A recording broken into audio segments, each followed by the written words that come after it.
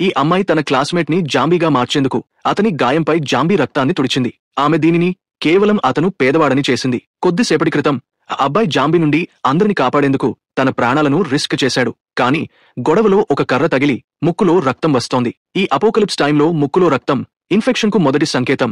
ఇది ఆ అమ్మాయికి అవకాశం ఇచ్చింది. ఆమె అందరితో ఆ అబ్బాయి జాంబీగా మారబోతున్నాడని, అతనిని వెంటనే బయటకు పంపమని చెప్పింది. అబ్బాయి వివరించాడు, అది కేవలం ఒక ప్రమాదమని. కానీ ఆ అమ్మాయి అతన్ని నిందించడం కొనసాగించింది. కాబట్టి ఇతరులు దగ్గరకు వచ్చి తనిఖీ చేశారు.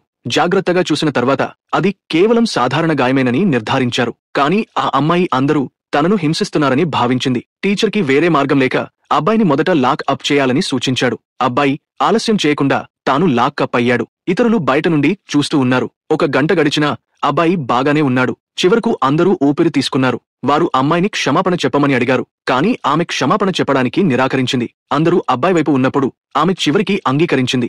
ఎవరూ చూడనప్పుడు ఆమె రహస్యంగా జాంబీ రక్తాన్ని ఒక రుమాలు మీద తుడిచింది. తర్వాత అబ్బాయి గాయాన్ని రుద్దినట్లు నటించింది. అందరూ ఊపిరి పీల్చుకున్నారు. కాని వెళ్లే ముందు ఆ అమ్మాయి అబ్బాయిని అవమానించింది. అబ్బాయి కోపంతో ఆమెను తిట్టాడు. త్వరలో అబ్బాయికి మరోసారి ముక్కులో రక్తం వస్తోంది. ఈసారి అతను వింతగా ఫీలయ్యాడు.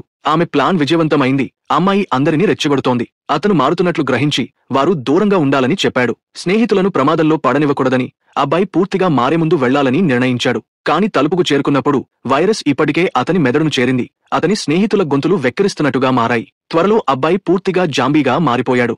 అతను ఒకప్పుడు కాపాడిన స్నేహితులపై దాడి చేయడం ప్రారంభించాడు. తన సోదరుడు ఒక జాంబీగా మారడాన్ని చూడలేదని ఒక స్నేహితుడు కిటికీ మీదకు ఎక్కి అతన్ని పిలిచాడు. అబ్బాయి అతని వైపు పరిగెత్తాడు. స్నేహితుడు త్వరగా తాడు సహాయంతో తప్పించుకున్నాడు. అబ్బాయి కిటికీ నుండి దిగిపోయాడు. స్నేహితుడు తన స్నేహితుడు వెళ్లిపోవటం చూసి తట్టుకోలేకపోయాడు.